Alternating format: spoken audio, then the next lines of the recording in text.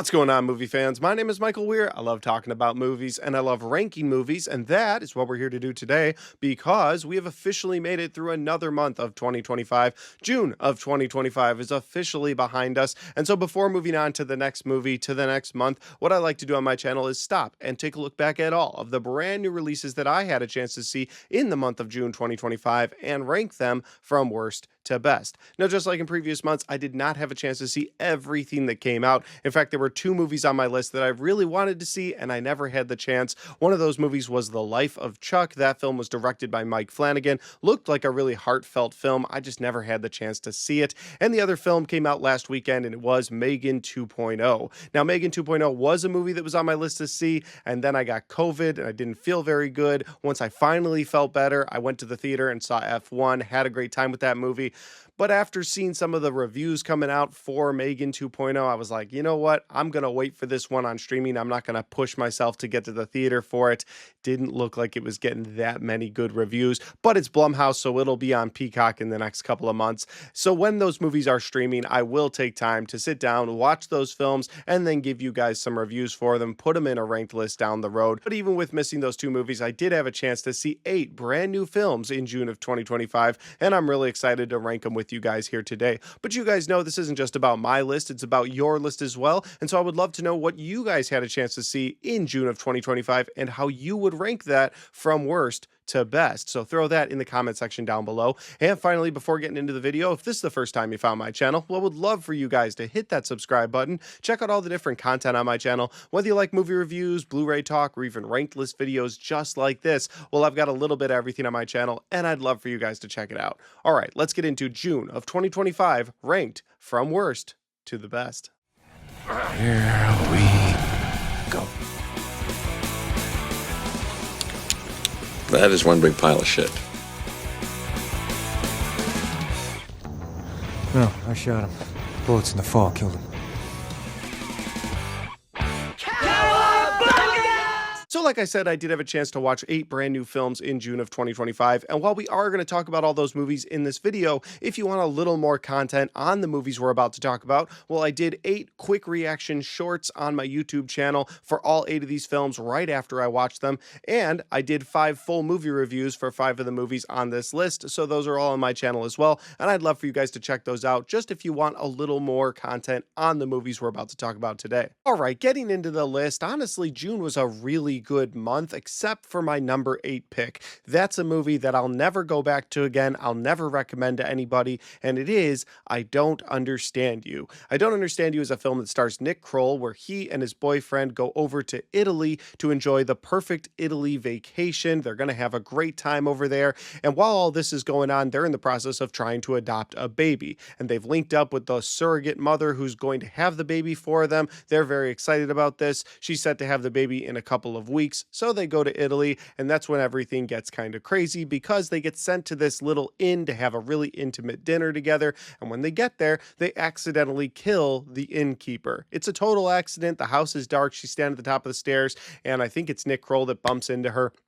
She tumbles down the stairs and dies. And so then they don't know what to do because they don't want to get framed for murder. They're in a country where they don't speak the language. And so they try to cover it up. And that leads to problem after problem for them. Now, on paper, that actually sounds like a really fun comedy, drama comedy. Like, it sounds like a good time. When all the different family members start showing up, you are sort of on the edge of your seat, like, uh-oh, what's going to happen here? And what ends up happening in this movie, I won't spoil, but it is really disappointing all the way through. And I don't know what kind of message the movie was trying to send, other than, well, it's okay to commit multiple acts of murder in the name of we need to get home and take care of a baby that we're going to adopt. That's the message the movie sends. It's not very funny either, and that was disappointing because you have Nick Kroll. There were maybe 1 or 2 times I actually laughed in this film, which would have been okay if they had gone the route of this is a very serious incident, but just continuously going on this murder spree to cover up murder after murder in the name of getting home to adopt their baby doesn't send a very good message. And eventually throughout this film, I was like, okay, so it's going to end with them in an Italian jail. I get it. Nope, it doesn't end like that at all. I will spoil this part. They do make it back to America scot free, no issues, and they completely frame somebody who was super nice to them throughout the film. So, again, I don't know what message the movie was sending, but for me, it didn't work at all. It didn't land at all. It's not a movie I'll ever go back to. And that's why I Don't Understand You is my number 8 pick for June of 25. Moving on to number 7. Now, again, from here on out, I did have a good time with the rest of the movies on this list, but at number 7, we have The Ritual. And I think the reason I put it this high on the list is just that it felt very paint by numbers. It wasn't necessarily a bad exorcism film. It did all the normal exorcism things that it needed to do. It had great acting out of both Dan Stevens and Al Pacino as these two priests who had conflicting views on an exorcism, but they still realized that they needed to complete the exorcism throughout the film. And there were some creepy elements throughout. So, not throwing a lot of shade at this movie, it did just feel very paint by numbers, very this is how an exorcism movie goes. In fact, throughout the film, it kept bragging about how this is the most documented case in all of exorcism history. And I was like, okay, so give me something new, because it seems like everything I'm seeing here is stuff I've seen in other films. Now, maybe those films stole from this story about a girl who needed an exorcism and these two priests were arguing about it, and then she does creepy things throughout the film. Okay, fine. You could make that argument. But still, if you're going to bring me an exorcism film in 2025, at least bring me something that feels fresh. This movie didn't feel fresh, and that's probably my biggest negative of this film. It's just it felt like I had seen it so many times before. Coming in at number 6, we have a live action adaptation of a beloved kids movie in How to Train Your Dragon. Now, this movie also stayed a kids movie, which is probably why I left it at number 6, but let's get into my positives first. This movie was beautiful to look at. Anytime they were riding on dragons up in the sky, man, that was beautiful to watch. Whether you were watching Hiccup with his dragon, or you were watching all the different dragons flying back to their nest or flying to the Vikings' home, like, it was a gorgeous film. They did a great job with the CGI, including the dragons. All of the dragons had so much detail to them. One of them, probably my favorite, was a dragon that completely lights itself on fire. And what I liked about that was during the daylight scenes, it looked terrifying, and during the night scenes, it looked terrifying. They did a great job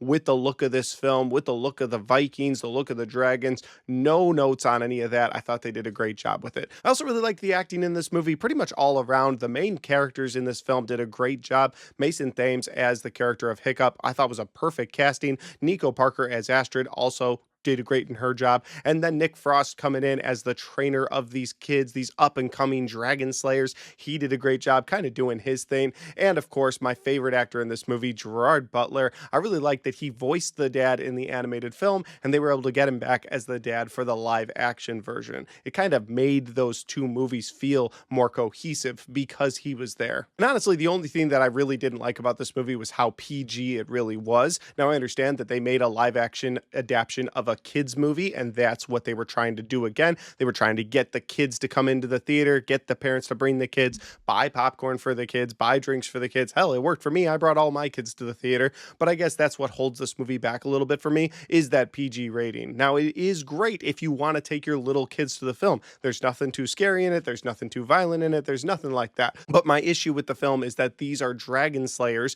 and you never actually get to watch a dragon get slain because it's a kids film. So you'll have these fights between dragons and people, and the people, when they do catch a dragon, they'll just sort of hold it down and point a sword at it. And when a dragon gets to somebody, you'll see him throw somebody, but come on, I want to see like a human just get melted by a dragon. So like I said in my review, I understand why this is PG, so you can bring your kids. I do have kids myself that did enjoy this movie, so I'm okay with that, but it is a negative for me, and it does hold it back on this list because I wish they had gone a little bit harder. I would have enjoyed the movie a little bit more. Coming in at number 5, we have Predator: Killer of Killers. This is an animated film directed by Dan Trachtenberg, the same director that directed Prey a couple of years ago. That was an excellent entry into the Predator universe, and the same director that's directing Predator: Badlands that comes out in November of this year. So I was excited to see Predator: Killer of Killers, and it did not disappoint me. I had a really fun time with the story, with the animation. I loved the look of the predators, and I loved the idea of getting to see 3 different kinds of predators going up against 3 different kinds of humans over different courses forces of history. And throughout this film, you watch as the humans fight the predators, and the humans somehow squeak out a victory against these monsters. But as they win, they get drawn into a bigger battle, which leads to a pretty cool third act between the humans or the predators, or a mixture of the both of them, and some pretty fun Easter eggs having to do with other Predator films from the past that I won't go into right now. I thought that was really cool too. Yeah, overall, I had a really fun time with Predator Killer of Killers. My only drawback from this film was that it was animated. I'm just not the biggest animated fan. I would prefer things to be in live action, especially when you're playing with, well, this connects to the real live action films as well, because then when I watched the animation, which was cool in this film, but then when you go to the live action and those characters can't do the exact same thing, and I'm like, why can't you do it? You could do it in the animated universe. Why can't you do it in the live action universe if it's all connected? So I don't have a problem with little entries into the franchise like this, because again, it was entertaining, but I don't absolutely love that they went the animated route. I'd prefer them do a short 20-30 minute film of live action over a full animated film. I'd prefer that personally. Now at number 4, we have the shark movie of the summer, and that is Dangerous Animals. Dangerous Animals stars Jai Courtney as a serial killer psychopath who plays like he's a nice guy by taking people out onto his boat, out into the ocean, putting them inside shark cages at their own free will, lowering them into the water, and showing them the beauty of not only the ocean, but the sharks that are out there. But that is when the mayhem begins, because this guy is a serial killing psychopath that likes to wield a video camera. He pulls them back up and immediately puts them into captivity, and then starts feeding them to sharks over the next several days. And he doesn't just feed them to sharks, he actually films it happening and then watches those tapes back later. So this guy is all kinds of messed up. I thought Jai Courtney's portrayal of this guy was really well done. He was a really locked in serial killer who almost got away with everything in this film until he meets someone who is, of course, his match in this deadly game of shark versus human. Biggest negative coming out of this movie was definitely the love story that they kind of forced into two of the characters in this film. Like, they meet and they immediately have this deep connection that makes them want to look for each other no matter what, which is important because the girl from this relationship does get captured almost immediately and taken onto that guy's boat, where she's going to be fed to a shark eventually. And so if it wasn't for that really quick love connection that the movie threw together at the beginning, well, she would definitely have been shark food. But because of this guy coming to her rescue towards the end of the movie, well, now you've got a full third act where you can have some shark mayhem, some will they get away, will they not get away, and I thought that was okay, but it did get repetitive after a while. But I have this movie at number 4, so I must have enjoyed it, and I really did. I had a fun time watching people make the decision, do I jump overboard into shark-infested waters, or do I stay on the boat with this serial killer who likes to videotape people and then watch the film while he's eating food later? It's a really messed up movie, but I had a fun time with it. We've made it to my top 3, and before getting into my top 3, remember that if you've seen any of these films, I'd love to know your thoughts and your comments on all of these movies in that comment section down below. So now going into my top 3, at number 3, we have the Danny Boyle directed 28 Years Later. This movie is on my top 10 most anticipated movies list for 2025, so I was very excited to get to a theater and watch this film.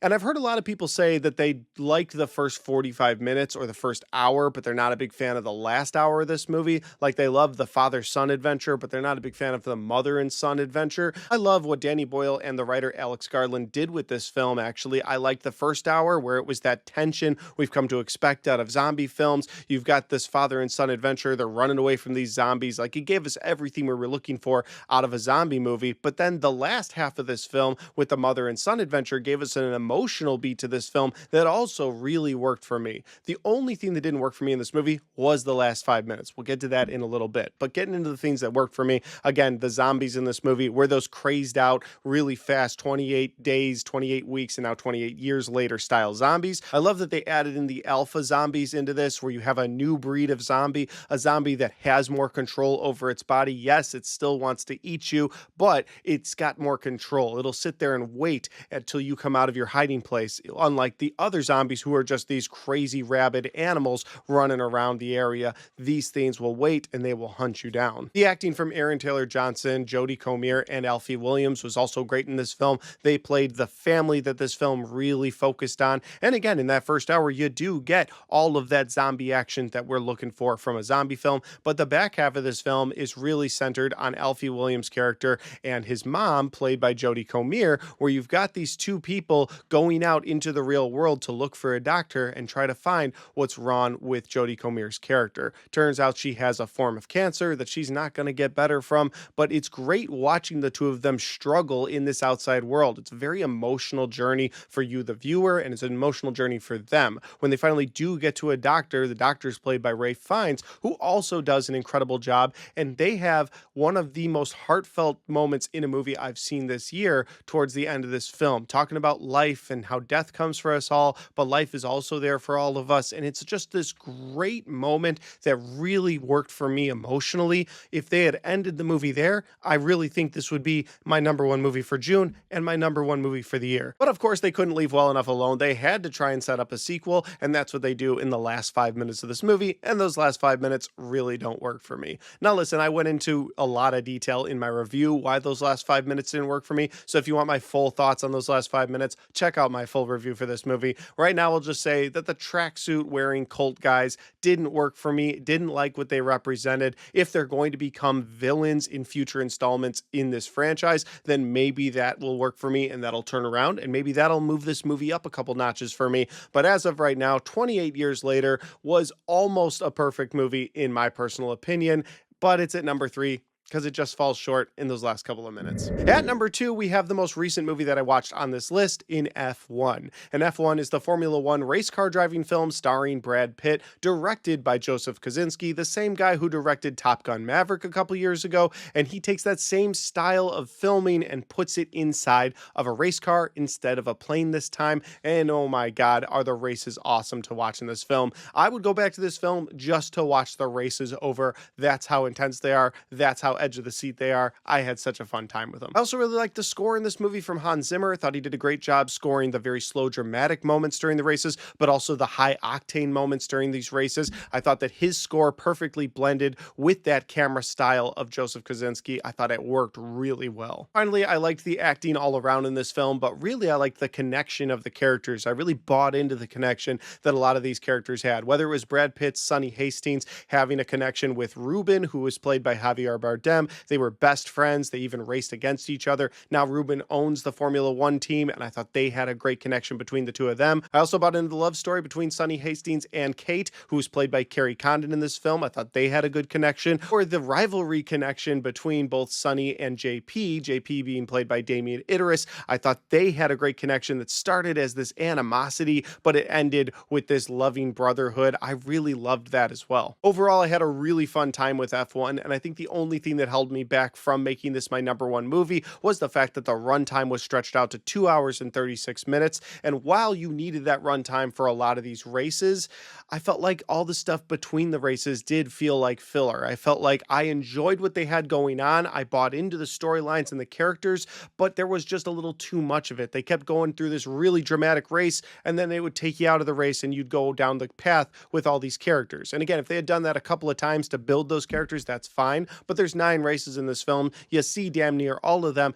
And so each time you're taken out of one of those really fast-paced races, it really slows down. And then you end up having to go on this journey with these characters that you've seen multiple times in this movie already. I'm not trying to complain about this movie too much because I do think this is the feel-good movie of the summer, and I did have a really fun time with it.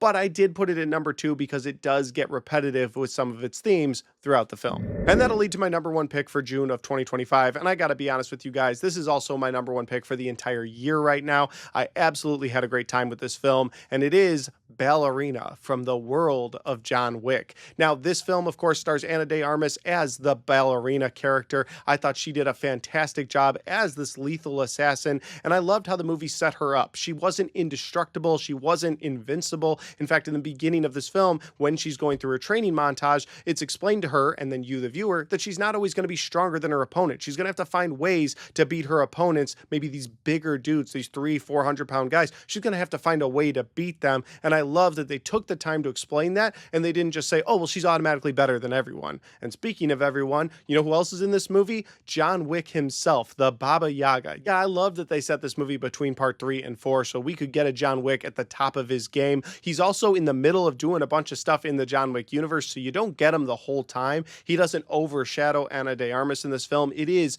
100% her film, but I love that he shows up in this film and they even square off at one point, and they didn't do what I was really worried about. They didn't make Ana de Armas better than John Wick. I appreciated that. She is lethal. She is awesome. She's better than 90% of the people that she faces in this film, but she's not better than John Wick, and I appreciated that. Kind of keeps John Wick's lore intact. He is the Baba Yaga. No matter how good you are, he is the ultimate in this universe. Now, I know a lot of people had a gripe with the story of this film, that it's not as deep as the previous entries into the John Wick universe. I don't think it needed to be, personally, and I know that at the heart of this film, it is just a revenge flick, and a revenge storyline inside of an action movie is something we've seen so many times in the past, so it really wasn't breaking any new ground, but I thought they did enough to mix it up in this film, whether it was the character building of the ballerina, bringing in some elements from the John Wick world. All of that really worked for me. I didn't need a story that was as deep as the previous entries. I liked what they did with her family dynamic within this revenge story and this cult of assassins. Like, that caught me off guard. When she gets to that town, I won't spoil it here,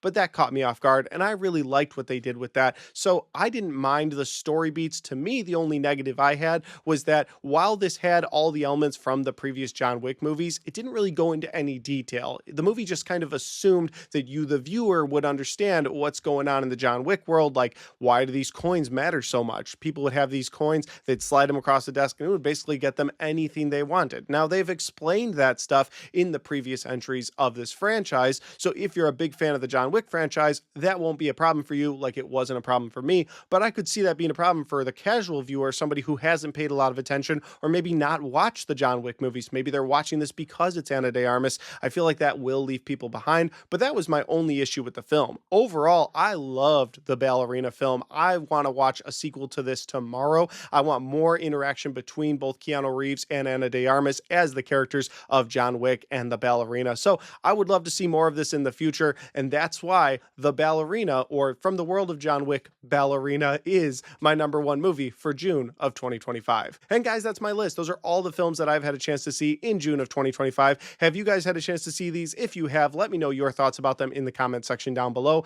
And finally, guys, if you like this video, don't forget to hit that like button, because it helps the video, it helps the channel, and it helps me right here. Thanks for watching, and I'll see you next time.